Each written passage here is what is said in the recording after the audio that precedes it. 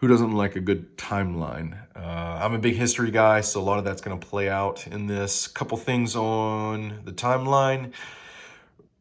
The local group we've discussed, and I've said it a couple times before, it's cool. We're going to play a couple of different times in this setting, or at least that's put into this. So if you want to go real technologically advanced, you can go back to the Tech Wars, you know, back when we still retained some of the technology on this. So if you didn't catch it already, this is basically pike and shot in the tech world, right? But we've devolved down technological standards wise. I don't know if that was a good phrase, but from the 36th millennium, as we go out, we'll say 1500 years. Obviously, you know, chaos does its thing, has fun.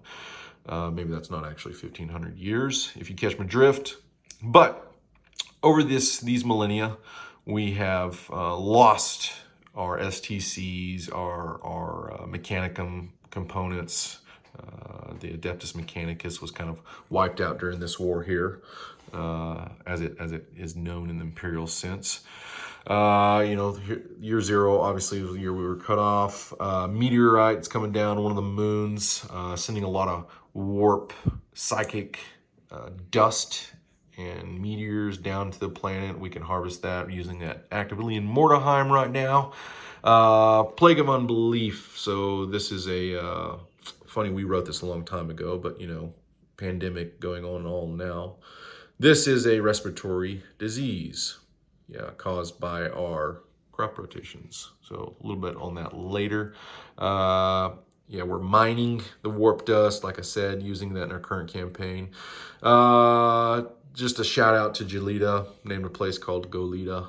It's where we'd go and do our democratic talks and our treaties and whatnot. All right, the Agri Wars, our latest conflict in what is known as the Old Country. Old Country is basically a continent inhabited by a few different factions, kind of in its own little bubble within the planet, as the planet is in its own little bubble among the galaxy. So yeah, it's a good thing to read through, get you set up for our next thing.